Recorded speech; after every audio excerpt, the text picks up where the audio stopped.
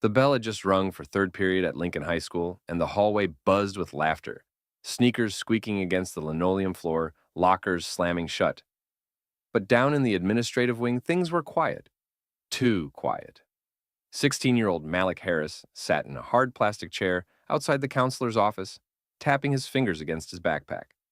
His sneakers were scuffed, his notebook stuffed with sketches of circuit boards, wires, and equations. Inside, he had a dream, one that no one at this school seemed to take seriously. Through the frosted glass door, he could see the shadow of Mr. Thompson, the school counselor, moving around his desk. The sign on the door read, "Guidance Office, helping you find your future." Malik couldn't help but smirk bitterly. The door opened. Mr. Thompson appeared, mid-50s, pressed shirt, glasses perched on the edge of his nose. He smiled, but it wasn't warm. It was the kind of smile that came with judgment already decided. "Come in, Malik," he said. "Close the door behind you." Malik stepped inside. The office smelled faintly of old coffee and paperwork. A small flag sat on the desk, beside a stack of student files. Mr. Thompson opened one, Malik's, and flipped through the pages. "Let's see," he muttered. "A few tardies, some attitude issues, a skipped detention." He looked up. "You're making it a bit hard for teachers to recommend you for anything, really." Malik sat straighter, trying to steady his voice. "I wanted to talk to you about the National Youth Science Fair. I've been working on something, a solar-powered water purifier. I think it could actually work." Mr. Thompson raised an eyebrow, unimpressed. "A science fair? Malik, those competitions require commitment, teamwork, and focus."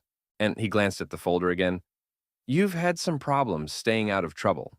"I'm not in trouble," Malik said quietly. Sometimes teachers think I'm arguing when I'm just asking questions." The counselor leaned back in his chair, folding his hands. "Malik, listen.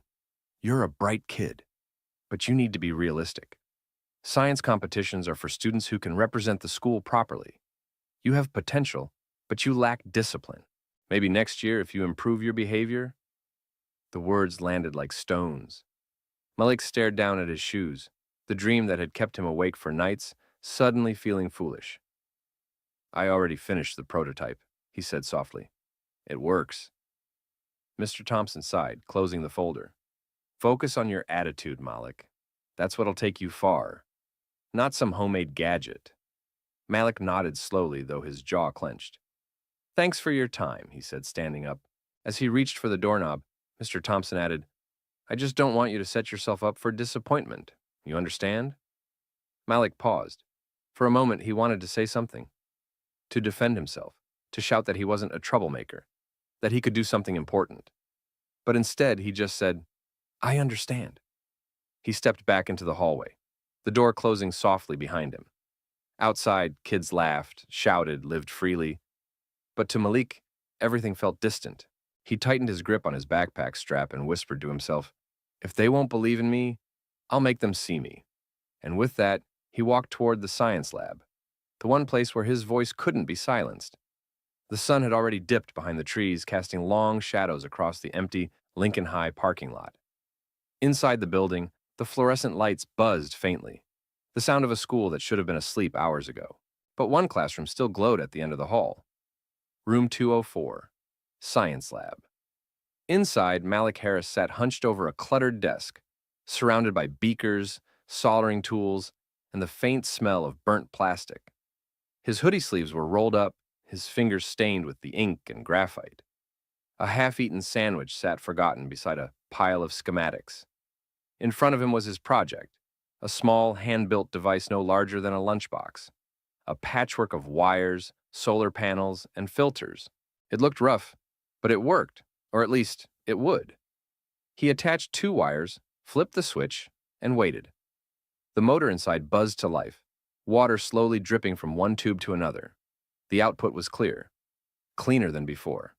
Malik grinned to himself, whispering, "Almost there." The door creaked open behind him. "Malik?" He froze, thinking it was a janitor or security guard. But when he turned, he saw Ms. Rivera, his science teacher, a woman in her 30s with tired eyes and a patient smile. "You're still here?" she asked, crossing her arms, pretending to sound stern. He shrugged. Couldn't work on it during class. People get distracted when I try. Ms. Rivera stepped closer, glancing at the device. So this is the famous project you've been sketching instead of paying attention to my lessons. It's a portable water purifier, Malik said, eyes lighting up. It uses solar power to filter bacteria and dirt from contaminated water. I'm trying to make it efficient, cheap enough for anyone to build. She looked at him, really looked, and saw not a restless student, but a young engineer, hungry for a chance. You made this yourself? He nodded. Most of it. I found the motor from an old robotics kit in the storage room. Ms. Rivera smiled softly. You know, I used to be like you, staying late, chasing ideas when everyone else had gone home. Malik gave a half smile. Yeah, but they probably listened to you. Her expression softened. Sometimes they didn't, but you learned to make them listen by succeeding. She picked up one of his sketches. You should enter this in the National Youth Science Fair.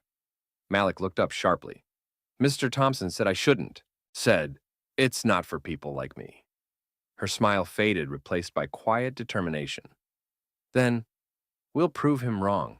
He blinked. We? She nodded. I'll mentor you. We'll work after school, fix the design, and submit it. You have the kind of mind that can change things, Malik. Don't let anyone decide your limits. For the first time that week, Malik's face lit up with hope. You really think I can win, Ms. Rivera looked down at the purifier, water dripping steadily from its spout. Pure, clear, perfect. I don't think, she said. I know. The clock ticked past 7.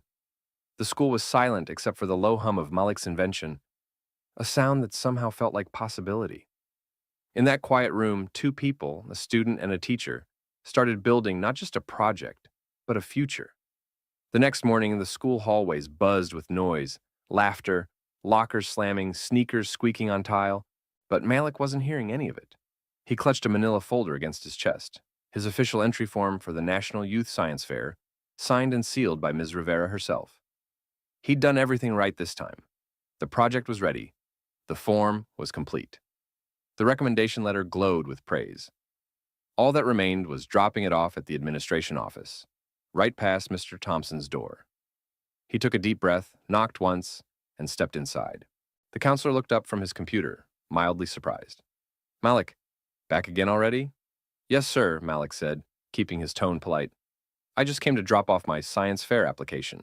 Ms. Rivera approved it. Mr. Thompson raised an eyebrow, motioning for the folder. Malik handed it over. The counselor flipped through the pages, his expression tightening. I thought we discussed this, he said, voice measured. I told you it wasn't a good idea. I know, Malik replied evenly. But the deadline's today. I already have the teacher's signature. I just need it processed. The counselor leaned back in his chair, steepling his fingers. Malik, these competitions are intense. They're for students who know how to handle pressure, who have strong academic records, not ones with disciplinary notes. I'm not my record, Malik said quietly. Mr. Thompson frowned. You've got a chip on your shoulder, son, always so defensive. That's not how you get ahead in life.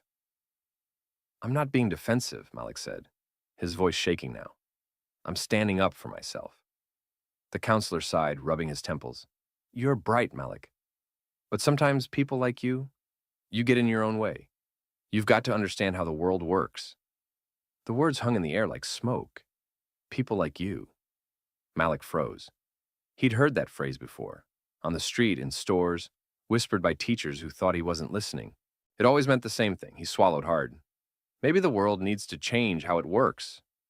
The counselor looked taken aback. Excuse me? Malik's voice steadied. You said I should focus on attitude, so here it is. My attitude. I'm not waiting for permission anymore. He picked up the folder, placed it squarely on the desk, and slid it toward Mr. Thompson. You don't have to believe in me, Malik said. Just file it. For a long moment, neither spoke. Mr. Thompson's face was unreadable. Then he muttered, Fine, but don't say I didn't warn you. Malik turned to leave. His heart pounded, but not from fear, from adrenaline, from finally refusing to shrink. As he opened the door, the counselor called out, If this doesn't go well, Malik, it'll only prove my point. Malik glanced back, a small, knowing smile forming on his lips. Or maybe it'll prove mine. He walked out, the door closing with a soft click, a sound that felt like a declaration. For the first time, he wasn't just reacting to the world's expectations. He was rewriting them. The auditorium at Jefferson Community College buzzed with excitement.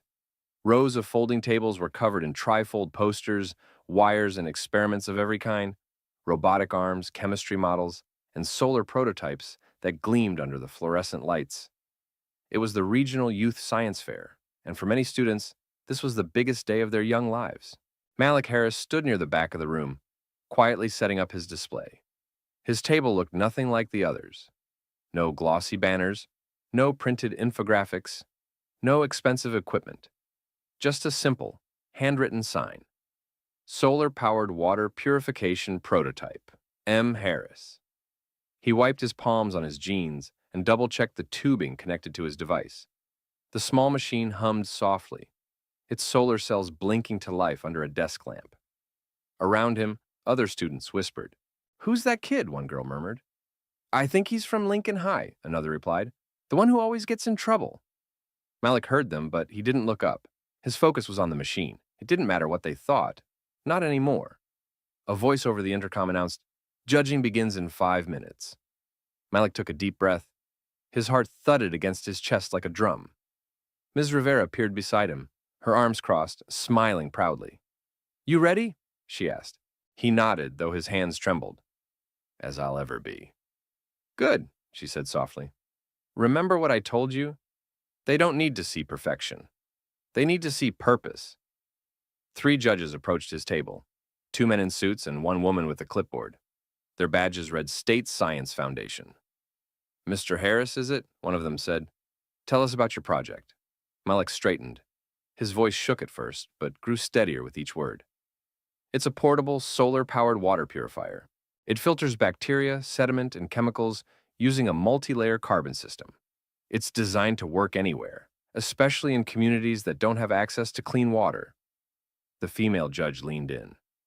"So, it doesn't use electricity?" "No, ma'am, just sunlight. It costs less than $50 to build." The first judge exchanged a look with the others.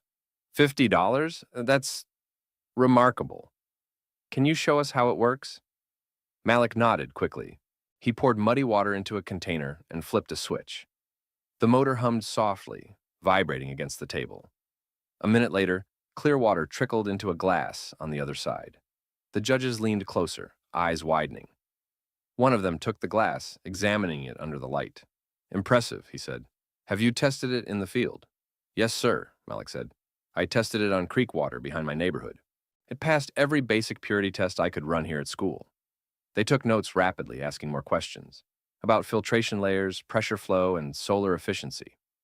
Malik answered them all confidently, his earlier nerves replaced by something new: pride. When the judges finally thanked him and moved on, Ms. Rivera placed a gentle hand on his shoulder. "You did it," she whispered. "I think I did," he said, smiling for the first time all day. Hours later, as the judges deliberated, Malik wandered outside to the campus courtyard. The sun was setting, golden light spilling between the buildings. For the first time, he allowed himself to imagine it: winning. He didn't know what the results would be, but he knew one thing for sure: he belonged here. And somewhere deep down, he hoped Mr. Thompson was watching, realizing that the boy he once dismissed wasn't a troublemaker at all. He was a creator. A week had passed since the science fair. Lincoln High had gone back to its usual rhythm. Bells ringing, chatter in the hallways, the same teachers, the same whispers. But for Malik Harris, everything felt different. He had given everything to that project. Every late night, every piece of doubt he'd swallowed, it all lived inside that small humming box that turned dirty water into hope. Now, it was out of his hands. Every day he checked his email. Nothing. Every afternoon he stopped by Ms. Rivera's classroom. Still nothing. By Friday, he had almost convinced himself it was over. The final bell rang, echoing down the hall. Malik slung his backpack over his shoulder, trying not to look disappointed. As he walked past the counselor's office, Mr. Thompson glanced up from his computer. "Still waiting for your science fair results?" he asked.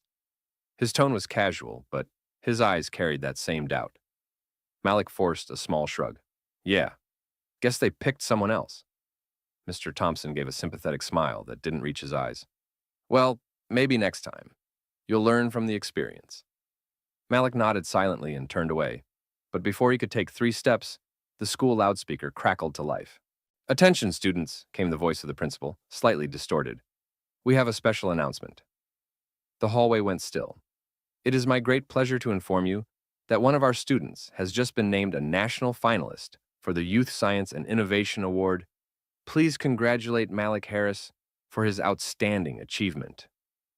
For a moment, no one moved. The words hung in the air like a spark before the flame. Then, a wave of sound. Cheers, shouts, applause echoing down the hall. Malik froze, his backpack slipping from his shoulder. Wait. What? He whispered. Students leaned out of classrooms, clapping and yelling his name. Yo, Malik, you did it! Ms. Rivera came rushing from her room, eyes shining. You're going to nationals, Malik, she cried. Across the hallway, Mr. Thompson stood completely still, his mouth slightly open, the color draining from his face. Malik turned toward him. Their eyes met for a brief moment that said everything words couldn't. The counselor finally spoke, his voice low. Congratulations, Malik. I guess I underestimated you. Malik gave a small, quiet smile. You didn't underestimate me, he said softly. You just didn't see me. He bent down, picked up his backpack, and walked away, the sound of applause following him down the hall. Later that evening, as the sun sank over the city, Malik sat on the steps outside his apartment building, phone in hand, replaying the announcement in his mind. The world that had ignored him for so long had finally called his name, not as a problem, but as a promise. And for the first time, he allowed himself to dream bigger than his neighborhood, bigger than his school. He looked up at the sky, glowing with fading light, and whispered, "This is just the beginning." The air inside the Washington Convention Center felt electric. Banners from schools across the country hung from the ceiling. Cameras flashed, journalists whispered, and students in neatly pressed suits stood nervously beside their projects, some smiling, some trembling.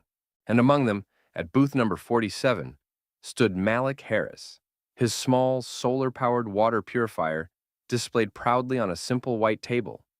It looked modest next to the towering setups filled with holograms and robotics, but to him it was everything. He ran a hand over the metal casing one last time, his heart pounding. This is it, he whispered to himself. All or nothing. Ms. Rivera stood a few feet away, watching him with pride. She'd flown in with him, helping him set up, making sure he ate, making sure he believed. You ready, genius? She said with a smile. Malik laughed nervously. I don't know about genius, but yeah, I'm ready. When the judges arrived, the crowd seemed to fade away. Their badges read National Science Foundation and Department of Environmental Research. Real scientists, real power. One of them, a tall woman with silver hair and kind eyes, asked, Tell us what makes your invention different. Malik steadied himself. It's affordable, he said.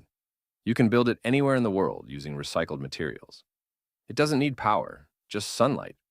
My goal was to make something that doesn't belong in a lab, but in a village that needs it. The judges exchanged glances. One leaned closer to examine the device. And it actually works? Yes, sir, Malik said confidently. It's already cleaned water from 3 different sources near my neighborhood. He turned on the purifier, and the familiar hum filled the air. Murky water trickled through, clear on the other side, pure, drinkable. The judges stared, visibly impressed.